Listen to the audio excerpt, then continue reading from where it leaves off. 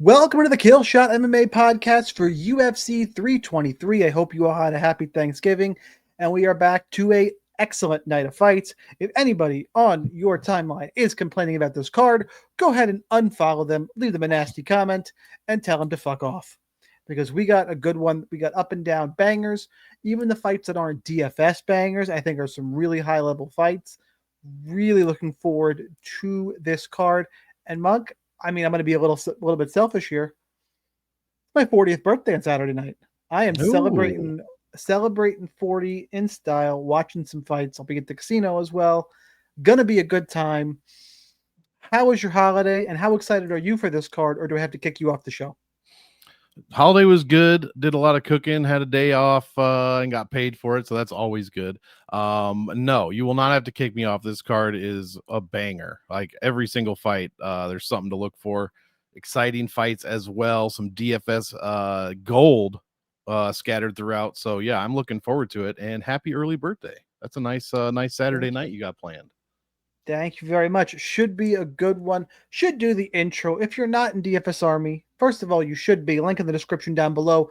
More notes, more tools, Discord access. You'll see as we go along, but you should make sure you sign up. If you don't know us, or if you do, that over there is Monk. Make sure to check him out on all platforms and Patreon. Monk Maddox, Monk MMATICS. I am Sniper. I go by Sniper Wins on all platforms. Monk, I think it's enough of the intro this week. Let's get in. What do you say we just talk about some fights here? Let's do it. Let's get into it. Marab fight week. Yes, a big old Marab fight week. I had a couple problems with StreamYard, so let's all just bear with me for 1 second, and let's just see how this goes. I think we're good.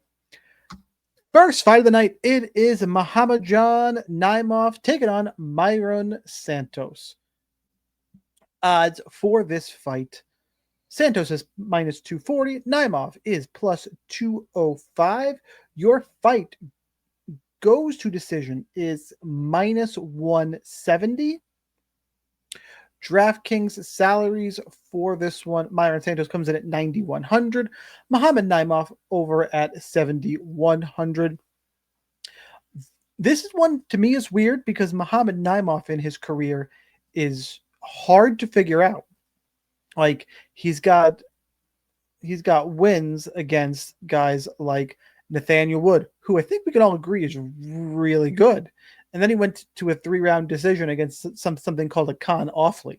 And just it's a really good look at I don't really know what to make of this guy. Luckily, I think Mairon Santos is solid all around. I think handles the best version of Naimov. I don't think there's going to be any grappling in this match. I think Naimov is going to want that. So a little bit of upside for him if you think he can get it. For me, there's plenty of dogs in this card. Me and Monk were talking earlier. Spoiler alert, plenty of disagreements coming your way. I don't think Naimov will be able to grapple. I think Santos is good on the feet. This card with 14 fights, there's like 4 or 5 fights that I'm damn near considering slamming all in or damn near all in. And that's really scary for the other 8-9 fights. You have to be really selective. This one is going to be pretty low on my priority list. I do think Santos wins. I think he wins a 3-round striking-based decision, and neither side scores well for DraftKings. Monk, what do you got for this one? I'm going to pick the underdog here. I just don't trust Mairon Santos. At all. On paper, offensively, his opponents have done more than him, both Sodiq Yusuff and Francis Fire Marshal Bill in his last 2 fights. So he's scraped by wins somehow in against those 2. Really good competition, though. Like those Yusuff, are good guys. I wouldn't call Marshall very good competition. He's got one really good skill set. Yeah. Better than a Khan Awfully. That is true. Both guys beat that guy for sure. Santos did it with more style, but that's really the only style points he's getting here. Naimov has attempted multiple takedowns in every single one of his fights for the most part, except Malarkey. It was just one.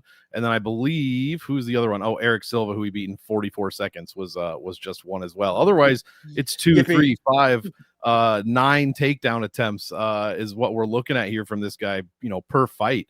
And Santos has been taken down 3 of 5 times by Marshall and once by Sadiq, who doesn't really do a ton of that. So I'm not convinced that he's A, exciting enough to put up a decent score, or B, is even going to win this fight against Naimov. I think his salary is way too expensive.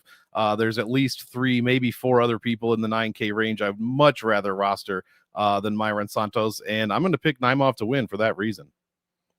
Yeah, so I mean, we kind of agree in that this one's not going to be a great one to target. Yeah. You'll have a little more Naimov because you pick him to win, but it's not what you would call an exciting first fight of the night. For sure. All right, let's move on and let's talk about Mansur, Abdul-Malik, and Antonio Trocoli. Yippee. Second fight of the night. All right, I should be a little nice. This is our squash match of the card. Every card's got to have them. Malik is minus 1,200. Trocoli is plus 750. Ready for the craziness here. Fight ends inside the distance, minus 900, under 1.5 rounds, minus 195. We've seen a bunch of these spots in the last few months. They typically have been coming through. I don't think this is going to be the outlier. Malik is 9,800. Trocoli is 6,400. I wrote this up pretty simple in that Malik is good and dangerous and scary, and Trocoli is like a stick of butter. I mean, that's the analogy I'm drawing here. If Trocoli wins, I've had a bad night, because sometimes on these cards I'd say, there's not a lot of dogs I like. I like plenty of dogs that I don't want to mess around with any of Antonio Trocoli. If Trocoli wins, I'm going to be drunk on my 40th birthday and not really I'll be watching the fights, but the DK app probably be slid into the pocket for a little bit. Go ahead and play Malik. I'm going to play him wherever I can. Is he a lock? No, because it's 9,800. It limits construction a little bit, and he's going to be super chalk. Do I want to get over the field? Yes. Do I think he knocks out Trocoli in the first round? Also, yes. Is he a great play? Third time, yes. It's a matter of salary and other scores, because there are a lot of cards, a lot of fights on this card that I think could score well. Perfect example, if he finishes him in a minute 20 instead of a minute, one knockdown, few strikes, he's to score 108. That might not get done at 9,800. Like, there's plenty of outliers here. And then what if he plays with his food? There's a lot of what ifs here. Malik should smash, and I want to get over the field is the short version. Monk, how about for you? Yeah, I agree. He should definitely smash. Antonio Trocoli is just terrible in basically all aspects, offensive and defensively, from a stats perspective. 0-2, obviously, in the UFC. He, got dismantled by Tresean Gore. Now, if that's not enough to tell you that you should probably play Malik in this one, I don't know what else to tell you. That said, he is 9,800, and as we already kind of alluded to, Merab is 95. I mean, even Turner is up there. Pantoja's up in the 9Ks. We're going to talk about Turner, because that one makes me scared. Yeah, for sure. There's a few people like Dawson and Baraniewski who are right under the 9K range. Bottom line is, I'd rather have many of those guys, maybe not Turner, but many of those guys instead of Malik at 98K or at 9,800. I don't know who else you're going to play. You're not going to be able to get to Merab, and if you are, you're going to be playing. I mean, I guess there's a lot of Peter Yan fans this week, so who knows, but you're going to be playing a lot of Naimov and Torres and stuff like that down there. Which is fine. They could win, but it's extremely risky to do something like that in a bunch of lineups. So I just don't know how much I can get to him. And you're right. It's going to be, if he doesn't finish him in 1 minute, I don't think he's going to pay off the salary here. So give me Malik to win, but I will probably be under the field if he comes in ridiculously high this week. Yep. I'm with you here. Actually, if he comes in ridiculously high, I like enough dogs where I'm probably still going to find a way to get over. But I think that's foreshadowing for what we're going to talk about. Although I am not a Piotr Yan fan this week, and there are a lot of them out there. So many. I will make the case. There is this, and I wonder if people see this, if people are seeing the same sliver that I am. I see a sliver for Yan as our foreshadowing, and I'll lay that out once we get there. But we got to get through all these other fights. And this one is a good one, in my opinion. Ibo Aslan and Iwo Baraniewski. Fight ends inside the distance is up at, Baraniewski's minus 190 straight out. Aslan is plus 165.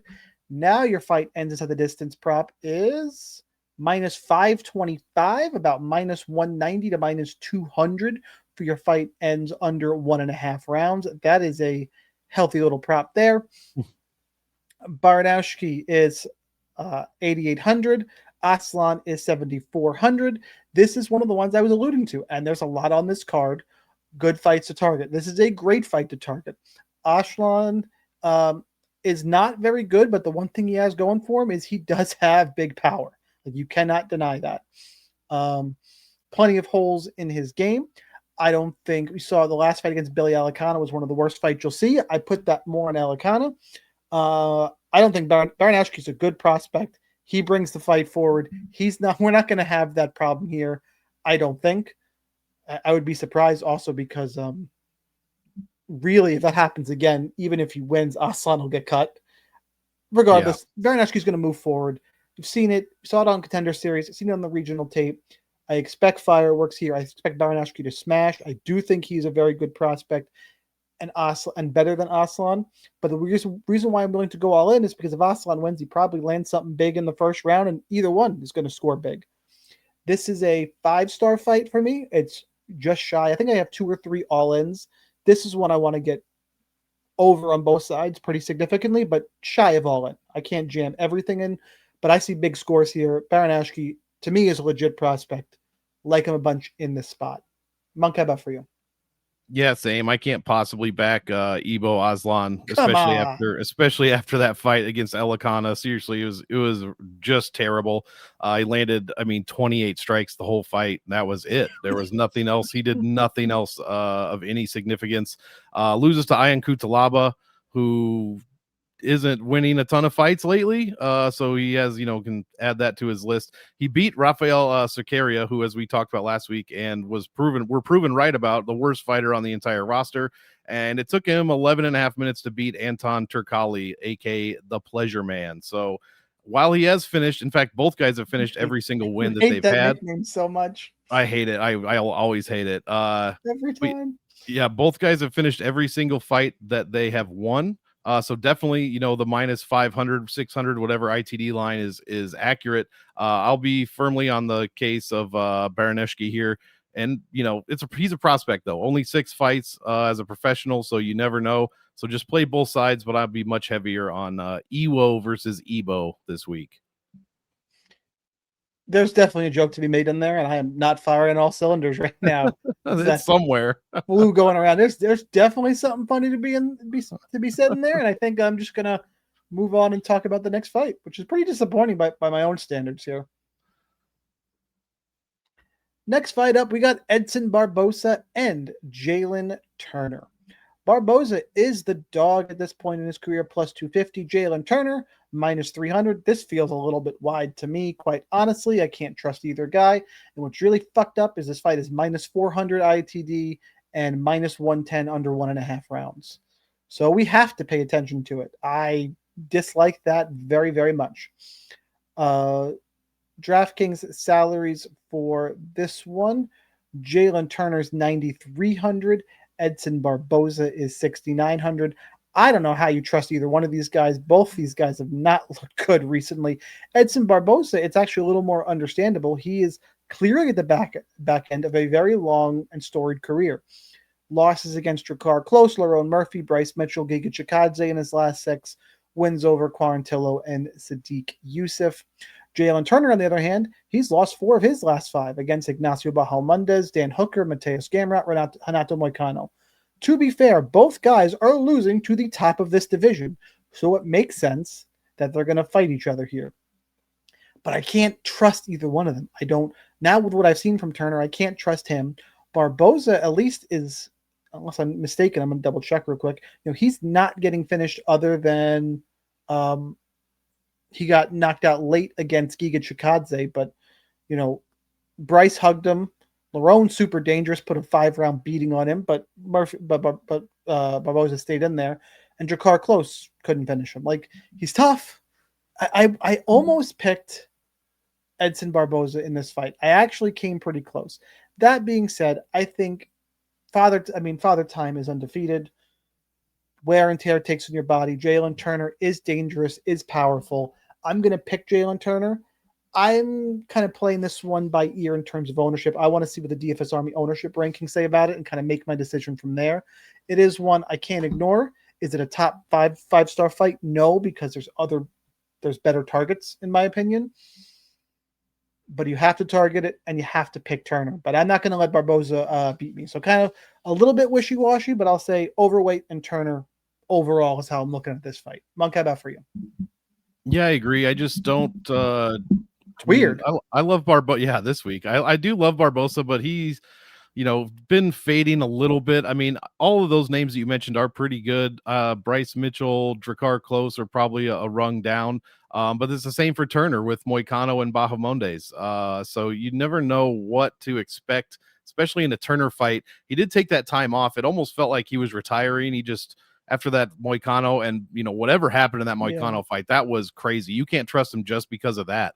And then the Bahamondes just finished him in 2.5 minutes via submission. So I'm glad he took some time off. Hopefully he's going to refocus a little bit. And that's exactly what he needs to do against Barboza, who turns 40 in about a month's time. So both guys, big time finishers. Neither guy has any kind of striking defense whatsoever. And neither guy is going to really go for takedowns or control much of the grappling. So pair that with the minus 400 ITD line. You got to get both sides in your lineups. I am going to pick Jalin Turner. I'll have a little bit more of him. I completely agree there. But yeah, Barboza's not, Barboza winning is not going to kill me by any means. And at his salary, that's the last thing I'll say. Turner just feels a bit too expensive. I don't know how much I'm going to be able to get to him. I like this fight as a whole, but I'm pretty much going to be almost all in on Dvalishvili and Jan.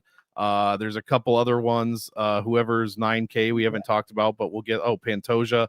I mean, those are fantastic fights for DFS. So I don't know how much you're going to be able to get to him. And if you're playing Abdul-Malik, you're not going to be able to get to this dude at all. So definitely watch the ownership, see what that number is going to be. And then you got to decide for yourself if you think $9,300 is worth it, because he's going to have to turn over a very, very good score here on Edson Barboza. And like you said, has only been finished once, even though he has 6 losses in his last 10. He's only been finished in one of those. It's upsetting that Vegas is shading that way, with Jalin being a big favorite and it minus 110 under 1.5 rounds, minus 400 ITD. Like Vegas is shading towards Barboza, towards Turner finishing Barboza. Clearly. Yep. Which would be somewhat surprising, but both guys, Jalin Turner, 4 of 4 optimals in his win since 2021, and Barboza, same thing, 3 of 3. So both 100% optimal rates. But one of them is 9,300 with a lot of 9K guys you want to get in your lineup, and the other is 6,900, and you might need somebody down that level to kind of balance things out. So I think it should be a bit more narrow, but I'm picking Turner. I'm just not going to be able to get to a ton of him. So check those ownerships. DFS Army, link in the description on YouTube. Shameless plug. See you guys in there. Next fight up, we're talking Marvin Vettori and Bruno Ferreira. This fight is just about a pick'em. Current odds as we record Tuesday night, minus 115 Vettori. Ferreira is minus 105. Fight goes to decision. This pick'em, that's why I couldn't decide, is minus 120. DraftKings salaries, as you'd expect, in the mid-range, 8,200 for Vettori. Bruno Ferreira is 8,000. I agree with, this is what I wrote pretty much in my notes, and it's the only way I can describe this fight. That's why I'm going to repeat it. I agree with Vegas, and everything about this fight feels 50-50 to me.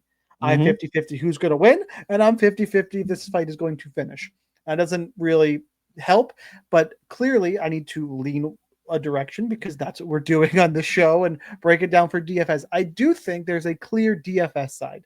If Marvin Vettori wins, it's probably 3 rounds of striking and a decision. Cool. Like, that's going to score shit. Absolute total dog shit. I don't see a world in which Marvin Vettori scores well.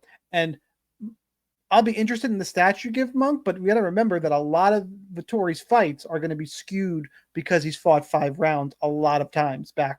I say back in the day when he was good. I can count, rip off. I see 5 rounders. Okay, 6 5 rounders. By the way, he's 1-4 in his last 5. losing to Allen, Dolidze, Cannonier, Whitaker. I get he's also losing to the top of the division, but something about this guy. And on the other hand, Bruno Ferreira, people are going to say, okay, how good is he? Look, his losses are to Abus Magomedov and Nursultan Ruzaboya. Both, I think, are really, really solid guys. I think Abus doesn't get quite enough love because everyone likes to yell, what is Abus? And his gas tank is shit. If you can drag him deep, you'll be fine. That being said, I'm going to lean Bruno Ferreira because I really don't like what I've seen out of Ferreira. Well, while I do think that, out of Vettori, I think Ferreira is trending in the right direction. If anybody's going to grapple, it's Ferreira. I think Vettori's got like 65% takedown defense. I think there's a couple more tools and paths here. Is it a really convicted pick? Clearly not. So I'm going to shade towards Bruno Ferreira and tell you that I think Bruno Ferreira is the better DFS play. I think there's many more paths where Vettori wins a decision, where on this card it does not get it done. Monk, I'm afraid of what your numbers are going to say because of the 5-round skew, but let's hear it. Yeah, Vettori definitely has mostly 5-round fights, especially lately. The only one that's not appears to be his last one, Brendan Allen, 15-minute fight. He did score 52 points in that loss, so you add that 30 on, that's 82 points. He was at 7,400. Probably not enough to make the optimal, but it's well over an 11x. And that's kind of what I'm hoping for here. I think Bruno Ferreira's only possible way to make the optimal lineup is to knock Marvin Vettori out, and that's never happened. He's never even been knocked down.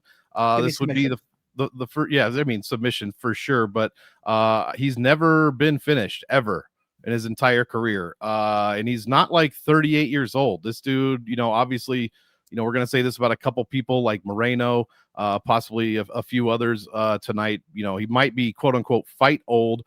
But I've never really seen that with Vettori. He's just a fucking blockhead, and he's impossible to knock down, to knock out. So I think that's what we're gonna see. I would be very surprised if Bruno Ferreira finished the fight inside the distance.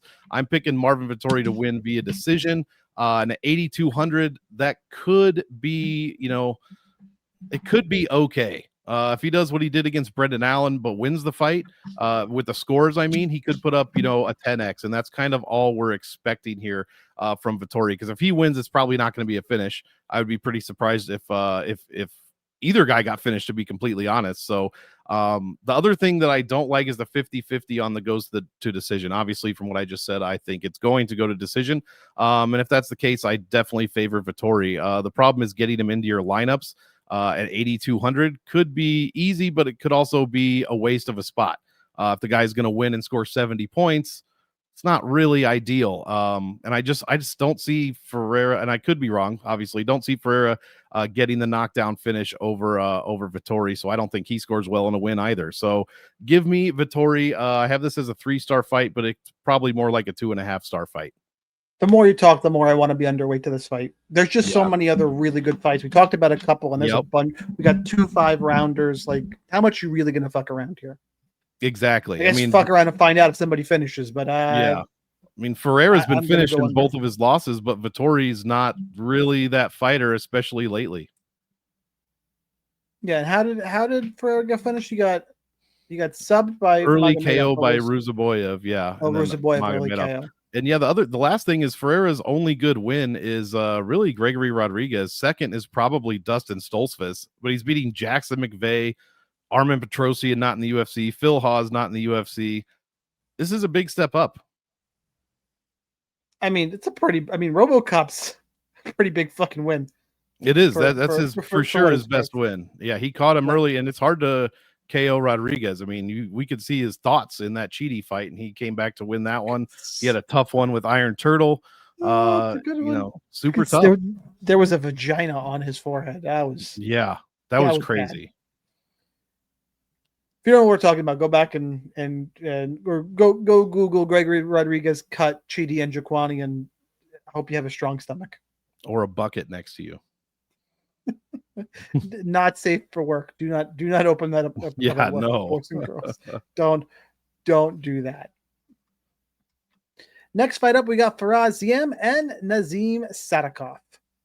Ziam is the favorite at minus 133. Small favorite. Sadykhov is plus 113.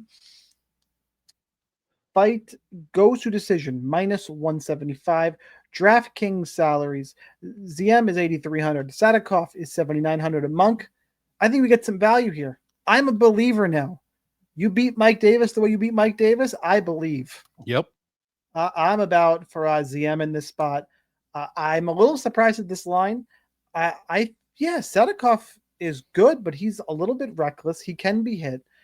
Ziam can put it all together, striking, grappling, can mix it up. I think he's a really intelligent fighter, which I think a little bit Sadykhov's kind of bull in a china shop a little bit, which is great. That's why it was so good with him and McKinney, who we're going to talk about later. But I think Ziam is more technical, more paths to victory here.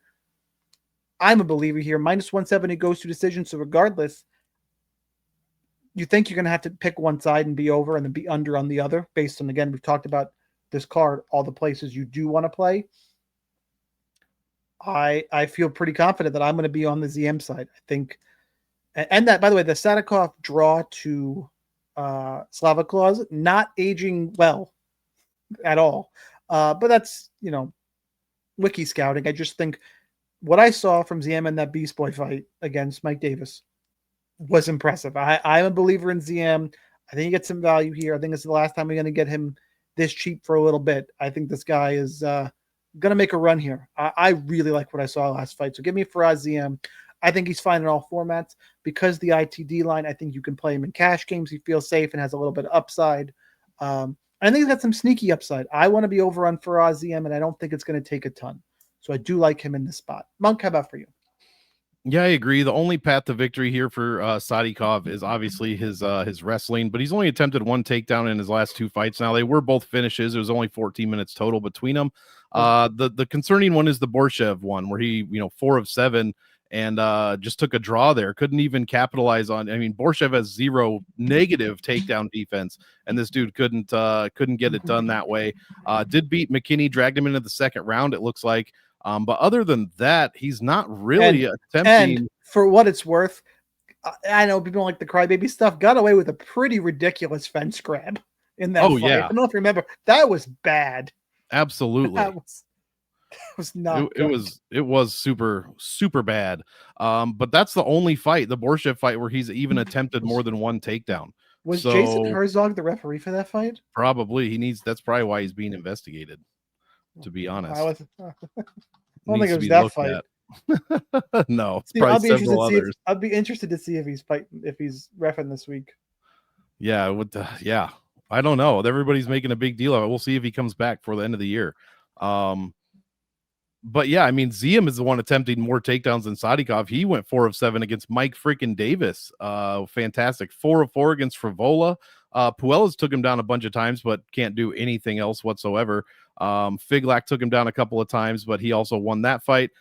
Nobody else is really attempting too many, or if they are, he's stuffing them. So he's definitely got the better defense all around, in my opinion. Sadykhov, great offense. He's a good hammer, but he has terrible striking defense. He's allowing almost 6 per minute. But that's the other thing. Ziam only lands 2.85. He's doing other things in there that make him, that win him minutes, basically. So I just like what I've seen from Ziam. He's improving every single fight, and I can't trust Sadykhov to do what he probably should do to win. And even if he does attempt takedowns, is he going to be able to get enough of them to win enough minutes on his own? So I'm taking Ziam probably by decision. I think he's also good in all formats, but I do have this as a 2-star fight overall, just because I think it's going to decision, and nobody's probably going to score too well. I mean, Ziam is definitely not he's not Marab when it comes to DraftKings, but he has made the optimal in 3 of his last 6 wins. That said, he's probably, and I could check, yeah, he is an underdog in almost all of them. So that's probably why. Here, slight favorite, but it's not breaking the bank. Don't worry, that fight was not Jason Herzog, almost as good. Shout out Dominic Cruz. It was no nonsense Keith Peterson. Oh, God. Yeah, is he going to have him on his podcast? That would be the one to have. That would be so good. There's no way, if you're Keith Peterson, you can't do that. Not until you're done refereeing forever. And if you're a just go podcast on. listener, you can't do that either, because then you have to listen to Cruz, and then you have to listen to someone talk like this. Terrible. That's just inappropriate, sir. Inappropriate. I feel like we're getting pretty sidetracked here. Yeah, we got to keep it fun. Next up, we got Maycee Barber and Karine Silva. I believe Maycee Barber is the favorite in this fight at -180. Karine Silva is +155. I have seen a bunch of love for Karine this week, and I will explain why. -220. Fight goes to decision in this one, indicating, again, women's MMA, typically for cash games on DraftKings, it is cool to target the underdog. Maycee Barber is 8,700. Karine Silva is 7,500. People love to shit on Maycee Barber. I'm not doing that. People have to shit on her because she came in so arrogant. But you know what? It's MMA. Fine. Her losses are to Roxanne Modafferi, where she blew her knee out. So let's people have to point to that, and you're like, well, let's circumstances, okay? Like very, very clear circumstances we have to talk about. And Alexa Grasso, former champion Alexa Grasso, like, okay, Alexa Grasso, cool. Those are her losses. Has looked really good. Has she gotten a couple split decisions gone her way? Sure, right? But skill for skill, I do think she is probably slightly ahead of Karine Silva. But I'm picking Karine Silva because, and it's because the fight is super close. I think regardless, the line is still too wide.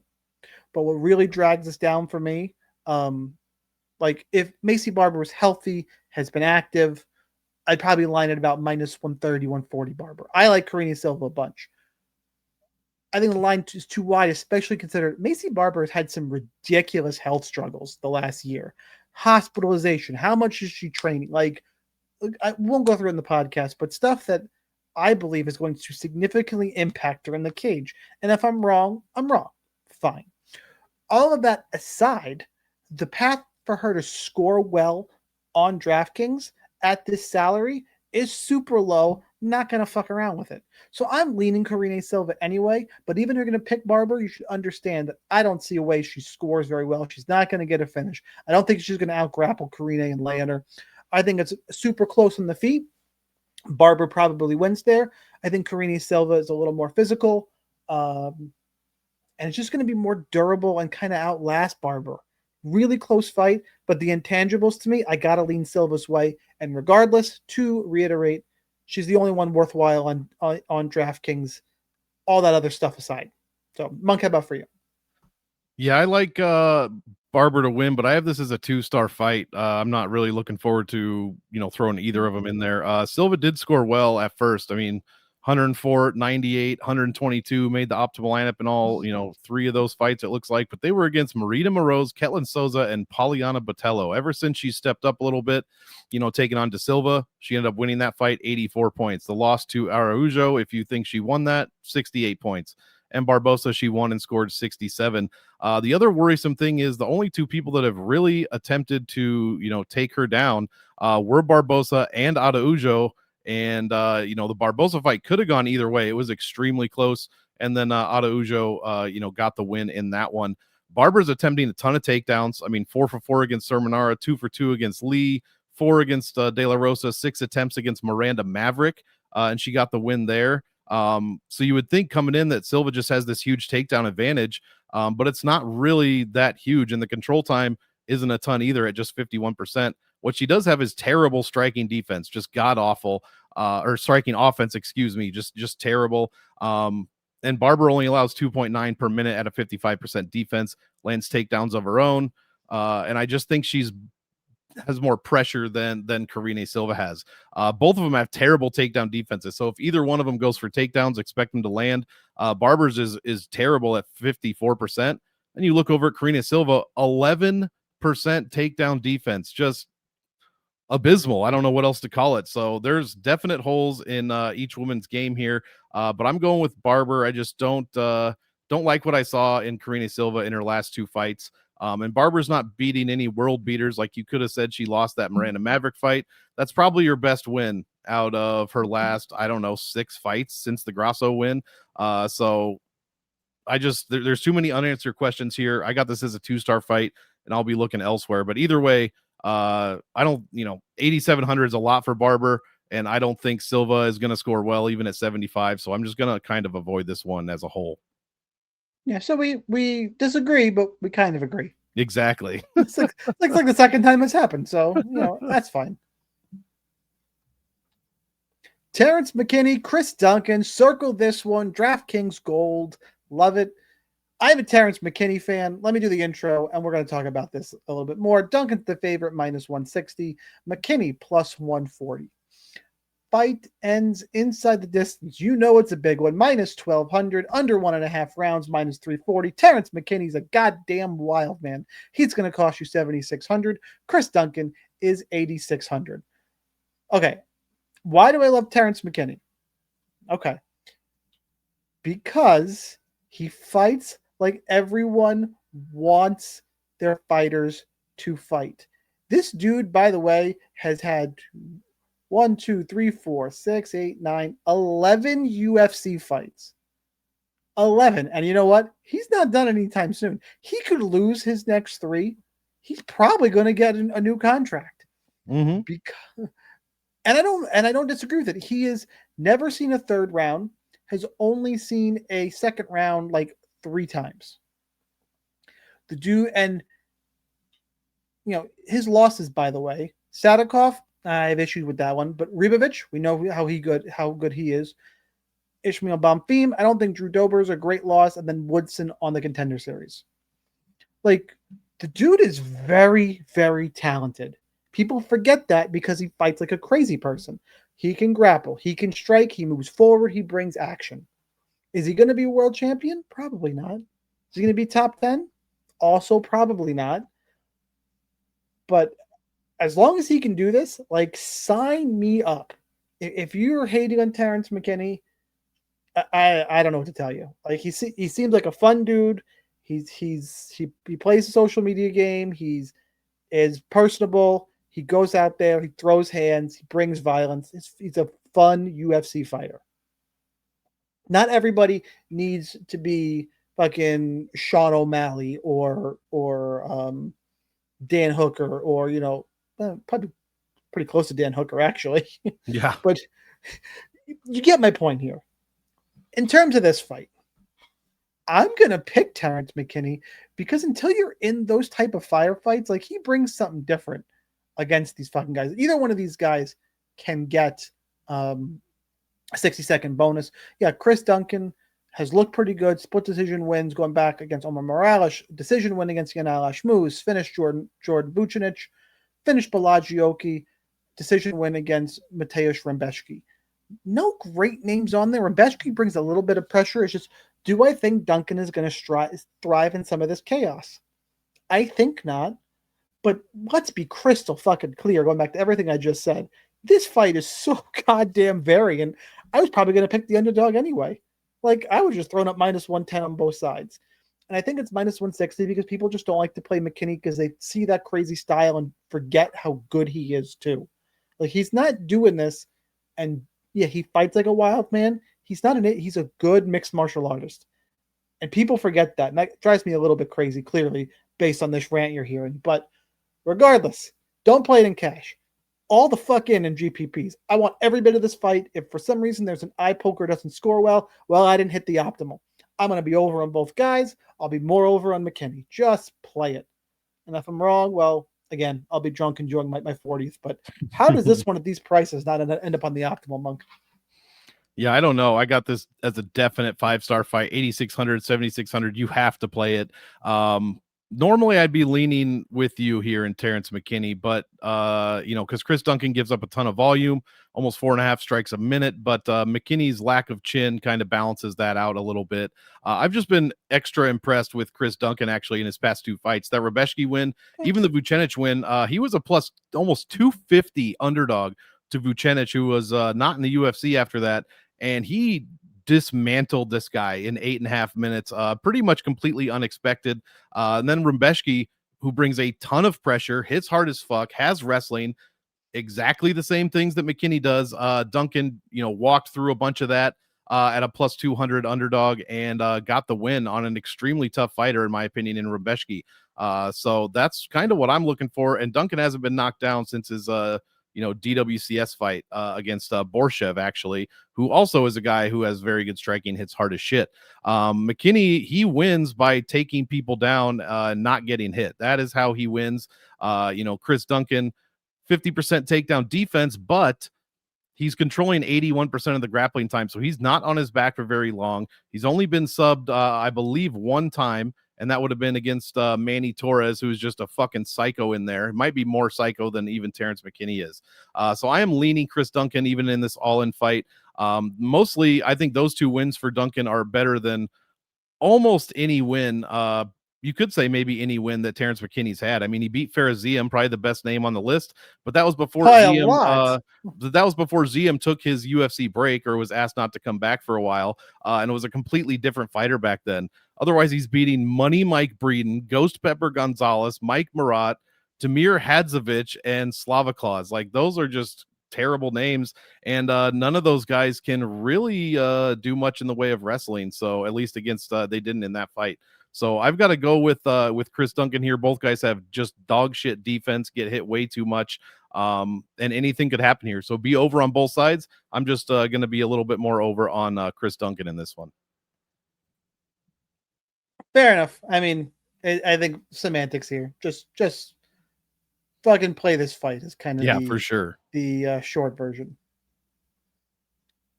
Oh, it keeps jumping down to the bottom of the page, starting to piss me off here. We mentioned it before. Let's talk Manuel Torres and Grant Dawson. This should be a fun one. Grant Dawson is the favorite, minus 215. Come back on Manuel Torres is plus 185. Fight ends inside the distance, minus 550. Under 1.5 rounds, minus 120. This is another great one to target. This is another 5-star fight for me. Your DraftKings salaries here are Grant Torres. Combining them. That'd be a sick fighter. You can combine these guys. Grant Dawson is 8,900. Manuel Torres is 7,300. You know what? We got a 5-star fight where and this one probably more so than the last one, I really like Manuel Torres in this spot. And people, if you've been watching, listening, that should surprise you. I'm almost always on the grappler in the striker versus grappler matchup. I feel like my grappling, my control time. Grant Dawson's a little bit too hittable, and Manuel Torres throws fucking nukes. I think he's about to get a highlight reel knockout here. Regardless if I'm wrong, Grant Dawson controls him, racks up a giant score. Now, remember, and Torres is pretty tough. He got knocked down twice by Ignacio Bahamondes. That was that UFC Noche card. Torres has never seen a second round. 5-1. Yeah, I know the name, but he knocked out Chris Duncan, who we just talked about, knocked out Drew Dober in the first round. Knocking out Drew Dober in the first round is nothing to sneeze at here. Clearly Dawson has the grappling edge. I just don't think he's not going to eat something massive before he can control the fight. I like the dog for those reasons. I will say I want to get over because if Dawson wins, he's going to get takedowns. And he's super active on the ground with those little strikes that score 0.2 points on DraftKings every time he throws one of them.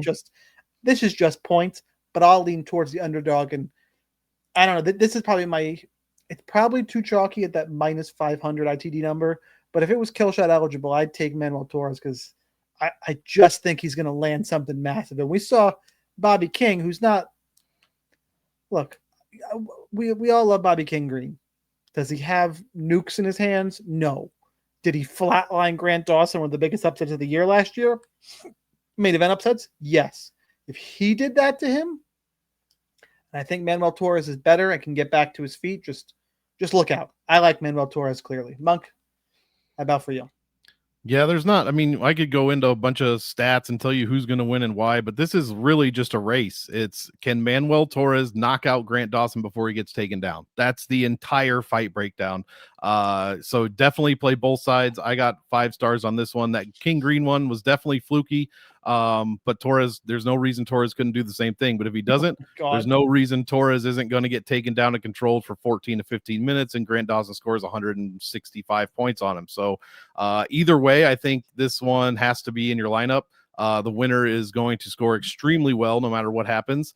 And yeah, that's it. I mean, there's really nothing else to say. Grant, other than Grant Dawson maybe is a bit too expensive at 8,900. He could be tough to work in, but you got to make those sacrifices. Play a little bit less of Abdul-Malik if you're having trouble, because you got to get these guys in your lineups. It's Torres is going to knock him out, or Dawson's going to wrestle fuck him. That's about it. Simple breakdown. Let's go ahead. We got still 5 fight main card to talk about here. Jan Blachowicz and Bogdan Guskov. Blachowicz is the favorite, -135. Comeback on Guskov is +115. Your fight goes to decision, I think. No, sorry. Ends inside the distance is -160. I'll tell you why I thought that in a second. There is a reason. It is 8,400 for Jan Blachowicz, 7,800 for Bogdan Guskov. The reason why I said fight goes to decision is because I have a sneaky suspicion it's going to, despite those odds. Neither guy's a super high volume striker. This is a big step up for Guskov. Blachowicz, is he aged? Yes. Does he still have durability? Also, yes. I think we're going to see 3 rounds of striking. I think it's a really close fight. I'm going to edge towards Jan Blachowicz on the favorite side, but I think my hotter take for the fight overall is that I'm probably going to be a little bit under this fight. I think people see the names and the histories and are going to go there. I think we have a really high level striking match on our hand, and I don't see. Could it end in a finish? Sure, but I got to take stands. Am I going to fade the fight? No. But I'll likely be a little bit underweight and pick some other spots here. But I'll lean Blachowicz. Monk, your side? Yeah, I feel the same way as far as not wanting to play this in DraftKings. I have this as a 2-star fight. Which is weird with -160. So weird. Yeah, I don't agree with that at all. So I might get a little something on the goes to decision line. Blachowicz going to be 43 in February. Actually, the same birthday as my mom. So we'll just have to keep that in mind. Wish them both a happy birthday in February. But I think if there is going to be a finish, it's going to come in the second round, and it's going to be Bogdan Guskov. That is when Blachowicz starts to be more hittable, is that second and third round. So that's kind of what we are looking for there. Guskov doesn't have a ton of fight time. Only 7 minutes in round 2s. But so far in that little bit of time, his strikes landed have gone up 258% since round 1, where he lands 2.6. Round 2, he lands over 9 per minute. So that is kind of where I could see this one turning if it's going to finish, but he's got terrible striking defense. Guskov allows 3.3 per minute at a 45% rate. No control time, no takedowns. We're not expecting to see any of that from Jan Blachowicz either, who has much better defense, obviously, but a little less in the way of offense. And I don't think just to play into the goes to decision line, I don't think the legendary Polish power exists anymore. If it ever did, maybe it was just a catchphrase. I don't know. It was a fun catchphrase. It was very fun to say. But yeah, I just think that's just hurtful. How dare you? It is. Olberg, Ferreira, he's not knocking anybody. I mean, Alexander Rakic, that's about it. Dominic Reyes, when he was super hittable, went all 25 with Jacare Souza. So yeah, it's not really it's just a thing that sometimes happens. It's not really a thing you should name yourself after or anything. But yeah, Guskov, terrible defense, so Blachowicz could win a decision. I think the higher upside lies with Bogdan Guskov, and he's cheaper, so that is the way I am going this week. A rough scene over here. Just lighten up Jan Blachowicz. Jeez. I know. It's rough, man. When you're a 42-year-old guy that doesn't win or do anything, look, what are you I got do? Some pretty wicked heartburn right here because I didn't make chicken for dinner. So you know what? It's you leave us 40-year-olds alone, or soon to be 40. Another old man of the cage, Henry Cejudo taking on Peyton Talbot. Peyton Talbot is the favorite at -265. Cejudo is a +225. Fight goes to decision is -200. DraftKings salaries. Peyton Talbot comes in at, can't be this wide. Is it that wide? Yeah. Oh yeah. Oh yeah, 9,200 for Peyton Talbot. No thanks. Henry Cejudo is 7,000. Look, Peyton Talbot, arguably one of the best improvements fight to fight we've seen in a long time. Looked terrible against Raoni Barcelos, could not stop a takedown. Looked better, could get up against Felipe Lima. Great. Okay, is he going to knock out Henry Cejudo? Don't think so. I don't know how you pay 9,200 for him, just DraftKings wise. Cash games, I think Cejudo's one of my first guys. I think you stack a fight, one of the 5 rounders. We'll get to that in a second. And you play Cejudo. And probably Mansur Abdul-Malik. And those are your first 4, like real quick off the rip, because it's Henry Cejudo at that ITD line against the guy who struggled against takedowns. It is Henry Cejudo's retirement fight. That's what makes this weird. That's what makes this whole thing a little bit fucking screwy. But Cejudo's a proud guy. I don't think anything crazy is going to happen. Could he lose? I actually am going to pick Peyton Talbot, lean that way, because, look, especially at the lighter weight class, his father time is a motherfucker. Peyton Talbot is improving. The striking is better. Cejudo is live and a great cash game option. I just can't pick him straight up in the fight. And I think Peyton Talbot is improving, is that good. I think the UFC knows exactly what they're doing here. But Cejudo's live for the reasons we mentioned, but I want nothing to do with Peyton Talbot at this price tag. Monk? Yeah, I agree there. 9,200 is insane. And this is probably my hottest take of the card and probably my hottest take in several weeks. Ooh, I picked Cejudo to win outright. And I don't like Cejudo. I don't back retiring fighters or guys that are talking to. I never do. I'm not going to bet on it or anything, but yeah, he will definitely be in my DraftKings lineup, my cash lineup. I just don't trust Peyton Talbot. He fought an old ass wrestler a few fights ago and got absolutely fucking demolished by him. And now he's fighting an old ass wrestler now, who still can land takedowns and still has, all those tools, on his side. He's been losing to like grapplers, Sterling, Dvalishvili. He lost to Song Yadong. That was a decent fight. Song Yadong is just kind of a different animal, in my opinion, much, much younger. And just, not many people are going to get wins over Song Yadong these days, in my opinion. But the Barcelos fight was definitely telling. And Barcelos isn't like washed or anything. He's very good. We just saw him beat Ricky Simone. The Felipe Lima one, I don't know that Felipe Lima is as good of a wrestler as Olympic Henry Cejudo. But there's just too many holes. Clearly not. Talbot's. He's younger and more athletic, but yeah, I get your point. There's too many holes in Talbot's defense. I mean, all of his defensive numbers are, pretty far below average, to be quite honest. The only way he's going to beat Cejudo or score any kind of meaningful points if he gets a finish over Cejudo via KO TKO, and that is quite unlikely to happen. So I'll take the old ass wrestler here against a guy that I still don't trust in Peyton Talbot, and the price should say the exact same thing. I mean, Cejudo's going to go in a ton of my lineups, whether I like him or not, and I don't. But yeah, I'm completely fading Peyton Talbot. Like this is like Israel Adesanya levels of fade. He might not even be in 10% of my lineups. That is, yeah. I'll be pretty under on. Yeah, I don't think it's that hot. You should be under on Peyton Talbot, but I think your hotter take is how much you like Cejudo. I think, yeah, which is crazy to even say out loud. You love him. You're a little Cejudo fanboy. I got some white glasses, like what's his name? I can't remember his name. Eric something. Eric Nixick? No, his manager, his guy, his coach that he used to run around with. Yeah, those white Eric. What's his fucking name? I don't know. I'll get back to you. Start Googling. Brandon Moreno and Tatsuro Taira in our final 3 round. Eric Albarracin. There we go. Albarracin. By the way, if you're using the timestamps, you are super confused. You need to go back and the last fight and figure out what we were just talking about. No, I was just talking about. I was trying to find out about Moreno and Taira. What the fuck are these guys talking about? Right. So it's from the Cejudo Talbot conversation. Taira is the favorite. I'm a little surprised by this. -125. Moreno is +105. Fight goes to decision is loading. Still loading. Yep. We're still loading.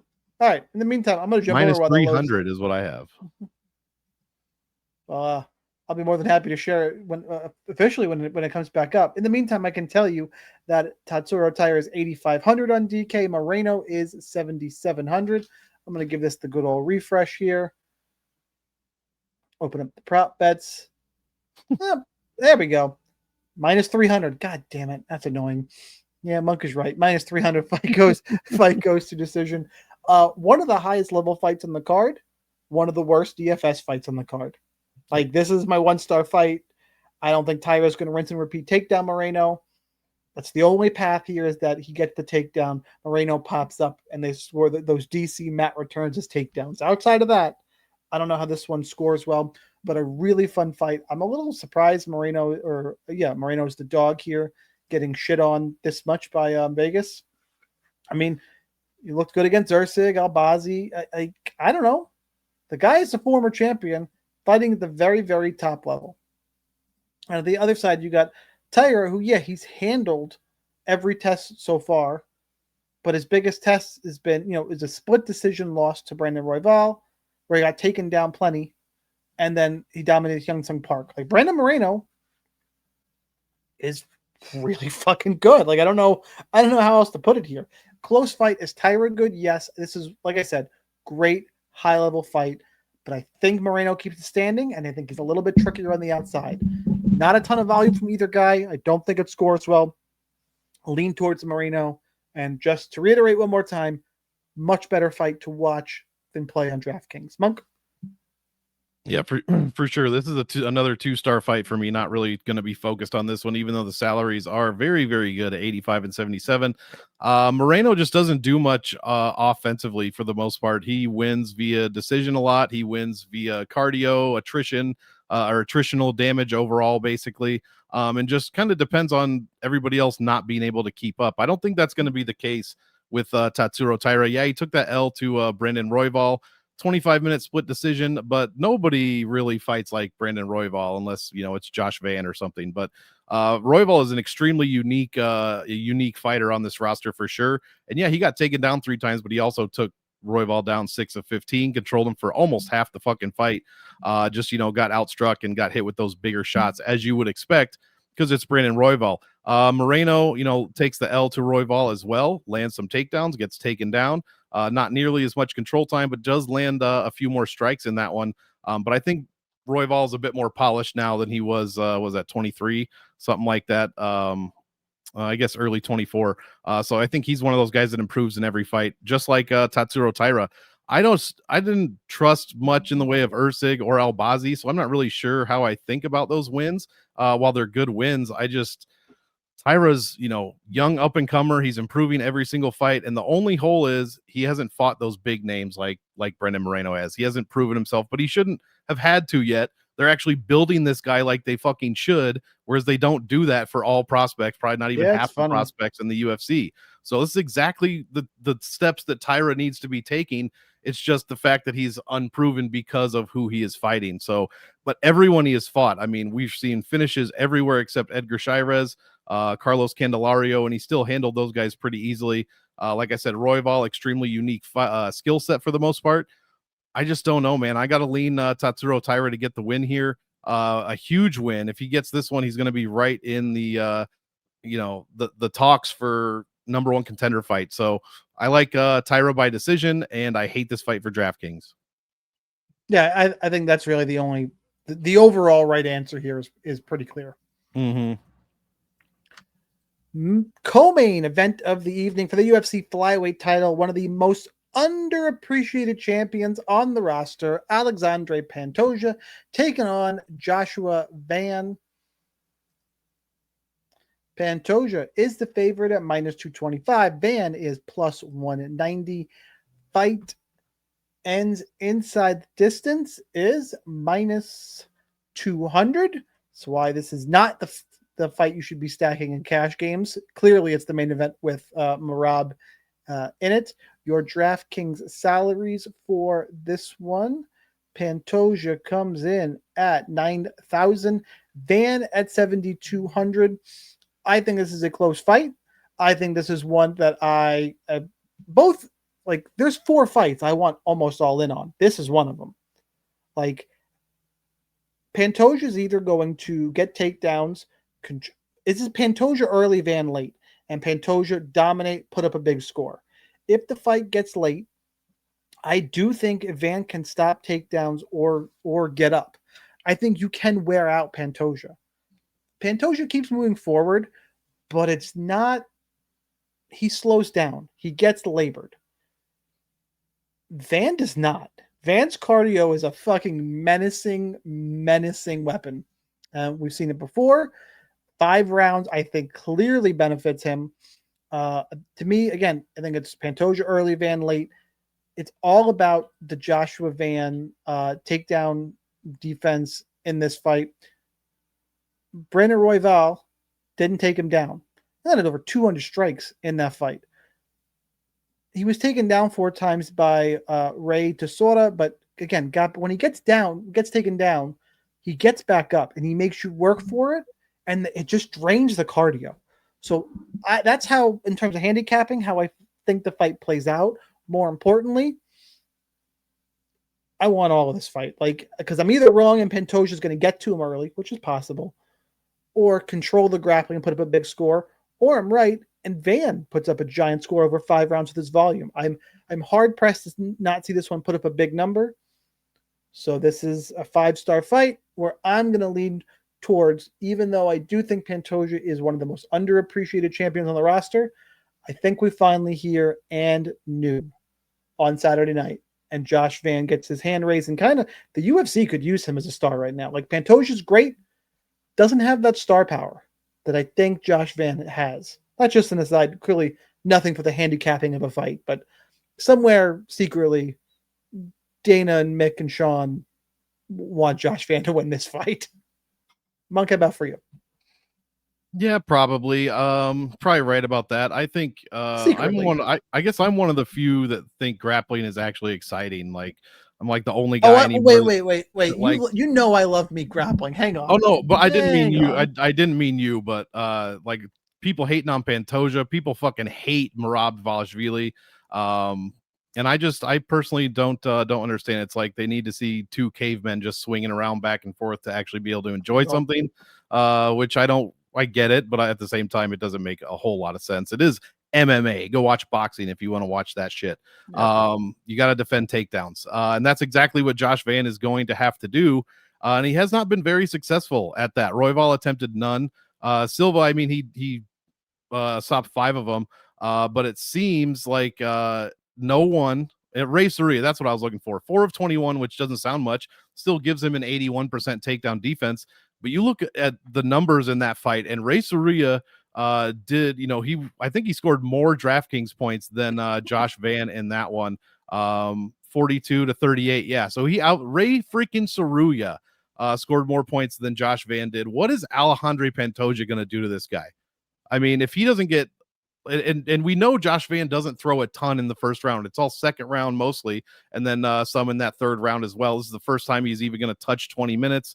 And we have not seen, as it looks like his cardio is good, but we just haven't seen that. So I don't know what Pantoja is going to do to this guy if he ends up getting him down.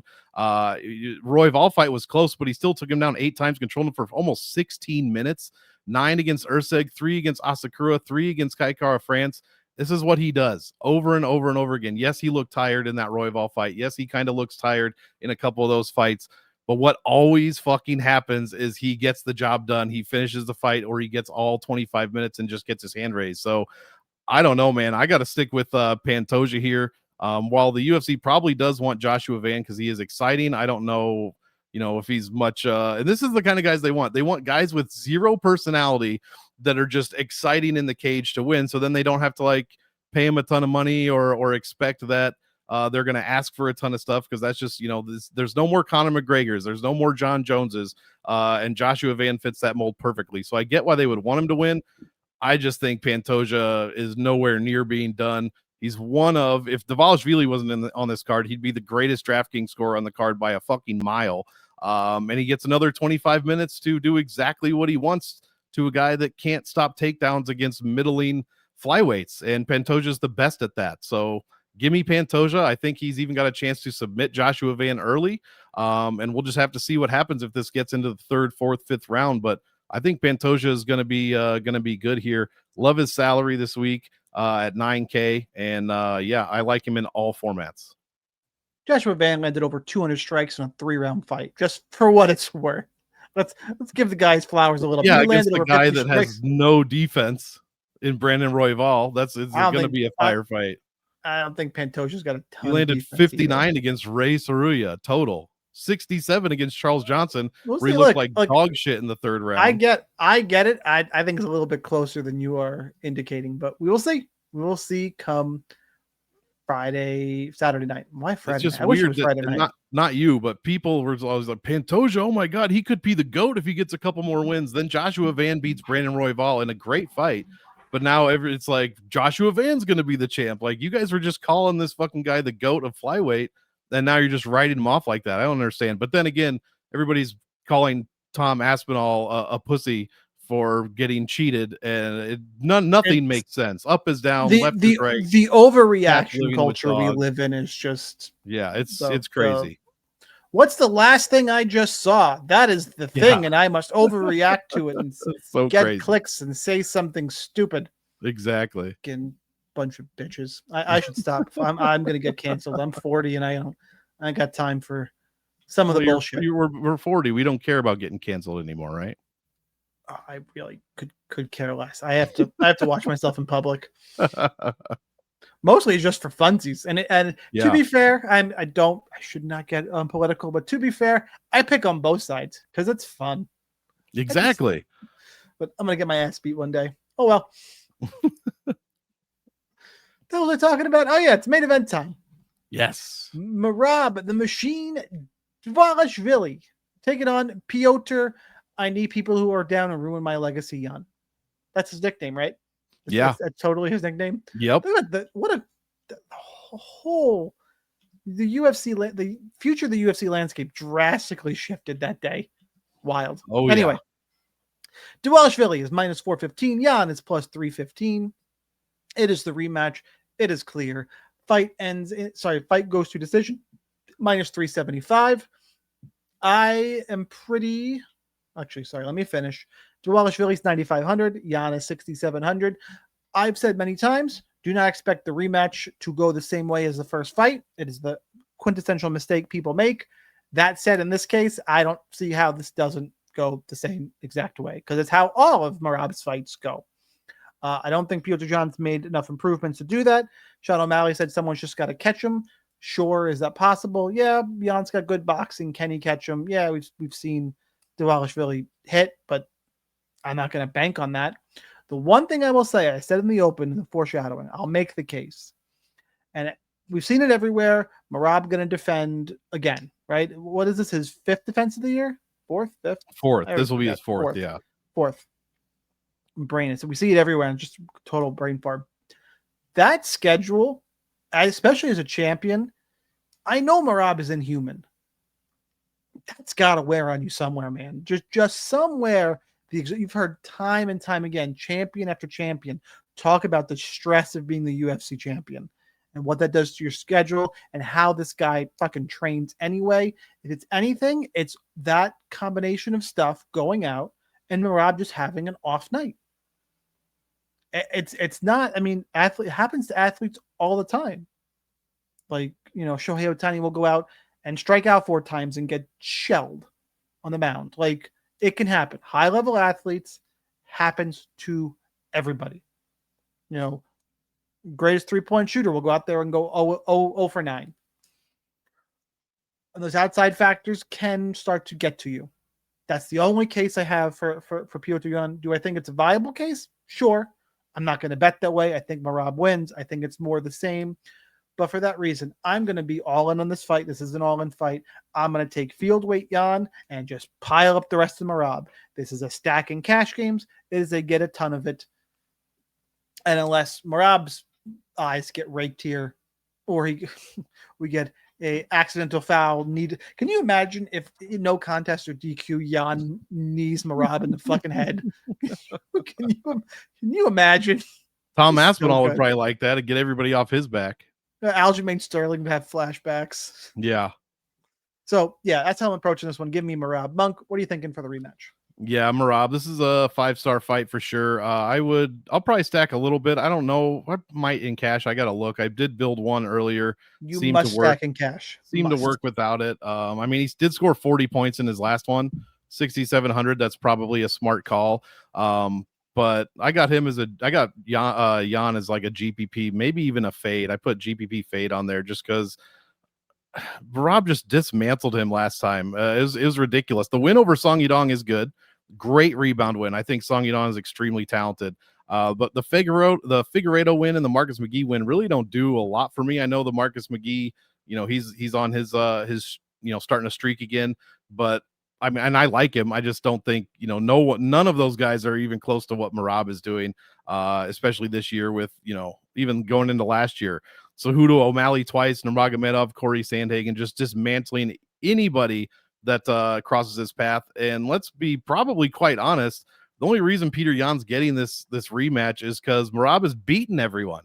There is no one else. There are some up and comers, but they're not there yet. And Merab needs to fight. So I don't know, man. This doesn't seem like Yan has necessarily earned it. By the way, for what it's worth, that. This is when you're allowed to go for a second belt. This is the scenario. Yeah. I am glad that Dana's like, no more of this shit, up, down divisions. You want to leave, give me the belt. I am perfectly happy with all that going on. But if you clean out your division, you can even make a rule. Like you get 4 title defenses, 5 title defenses. You can get another belt. But so shout out to Dana White for doing that. I've heard people complain about it. No, quit this shit. Quit holding up divisions. It's bad for the sport. But at this point, the problem is Merab's weight. He can't make 25, and he's probably too small for 45. Yeah. So, he would dismantle somebody like Lerone Murray. I mean, just a fucking dismantlement we would see in that one. Probably, but shout out Lerone Murphy, who should be getting a title shot, by the way. It should have been Mavzar this whole fucking time. It's ridiculous. If anyone not named Mavzar does not deserve a fucking title shot. It's crazy. We're totally sidetracking, but if it's not Mavzar, the people who the last few Lerone Murphy's fucking is a boring fighter. I want you to go watch his last fight and suck my dick. Yeah. like holy shit, Aaron Pico's still waking up. And everyone's like, yeah, but his last fight's before that. I'm like, okay, great. See that last it's always fight, the buts. Yeah, but so we're gonna throw away one of the knockouts of the year. We're just it doesn't count. Apparently, that doesn't exist. All right. Anyway, got totally sidetracked, but that's what a Merab Yan fight will do. Yeah, I like Merab. I think the exact same thing's going to happen. I mean, it's the same thing with I don't know who we just talked about. I said it was like 11 of 49. I don't remember a bunch of takedowns. Pantoja, wasn't it? I think so. It was. But Merab got him down 11 of 49 times, and that doesn't lower Petr Yan's takedown defense because it was still at 78, so it's still at 85%. He got fucking manhandled. Controlled for 6.5 minutes. He got doubled up in striking. The division's best striker got doubled up in striking by a wrestler. And I don't mean the pity pat shit on the bottom. I mean, it was significant strikes, 147 to 75. And then the classic clip of after the fight where Merab makes a gesture towards Yan and he looks all scared and shit. That lives in my head absolutely rent free. Also, Jan's defense everywhere is pretty much average to below average. He absorbs over 4 strikes a minute. The takedown defense is 85%, but again, when guys actually grapple with him, he gets taken down, and therefore he's not finishing fights and he's not scoring well. Generally, he's well over 85, 9K. This week he's 67, so it's a whole different story. But I just don't see how this is going to go any differently for Petr Yan. Merab's the fucking just the man. He's a beast. He's anybody that's thrown at him. Oh, O'Malley's gonna knock him out. Well, O'Malley didn't do shit. Oh, or Umar's gonna wrestle. Umar didn't do fucking shit. Corey Sandhagen, best striker now in the didn't do fucking shit. So I don't see what Petr Yan's gonna do here. I think he's just being given this fight because there's no one else for Merab to fight. And we'll see if he's made some improvements, but hopefully he can actually stop a takedown this time. Because even at 85%, if Merab's attempting 50 on you, you're going down 12 to 15 times. So, yeah. And lastly, Merab, the greatest DraftKings scorer of all time, you're straight up dumb as fuck if you don't put him in a ton of your lineups. And I've never said that before, but in this case, you would be. Not you guys. You guys are obviously doing it because you're listening to the show. So you'll be fine. But yeah, I guess I do see the stack because Jan is so cheap. Like I said, he did put up 41 points in that win before, and it's going to open up your lineup, to put in whoever you want at that point. So give me Merab by complete demolition and still. Do not go anywhere. We're not done. We got to talk kill shots. Kill shot, namesake of the show, is an under-owned DraftKings play that can help you win a tournament. No main event, no title fight, nothing super chalky. Who's going to help you win? Well, Monk thinks, although his should be done, locked, loaded. I know what it is already. But first, guys, please hit the like button. Still looking for 50 likes on a video. Let's try and get to 50. A little bit of uptick last week. Do me that favor. Share with your friends. Join the DFS Army, link down below. But at the very least, click that like button for me. Monk, go ahead. Announce to the world your kill shot. It seems obvious.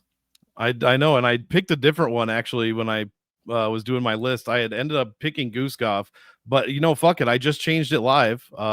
So, yeah, it's going to be a guy I can't stand. I've never liked him. I still don't like him. I never want him to win until now, and that's Henry Cejudo. An old-ass wrestler is going to do what old-ass wrestlers do to Peyton Talbot, I hope. Pretty clear. I want to throw out somebody like one of the dogs I'm taking, but I'm not. One, because I want to piss some people off. I'm going to pick a favorite, but I'm going to pick someone I think everyone's going to lose. He's in the mid-range. His fight is destined to go to decision, and I think he's being undervalued. Give me Faraz Ziam. Nice. I think that's a sneaky spot to pop onto the optimal and us go, what the fuck just happened? And you put 25% in your lineup, you're probably going to be overweight pretty significantly, I would think. I think he's going to come in around 15%. Oh yeah. 10 to 15% for sure.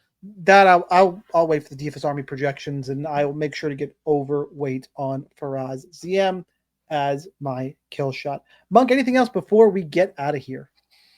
No, look, cherish this card, guys. You got to cherish it. We've got one more Apex card this year. I think it's Apex. And then supposedly it's 6 weeks off. So I don't know what the fuck we're going to do, but you got to cherish this while you have it. And yeah, let's go Merab. That's it for us, guys. We will see you next week. Smash the like button. UFC 323, last pay-per-view ever. Yes, that's what we have to look forward to. Last pay-per-view ever. Moving over to Paramount next month. But one more card to talk about this year. We'll get more into that in the future. For now, one more time, hit the like button. For Monk, I'm Sniper. Good luck. We'll see you at the top of the leaderboards.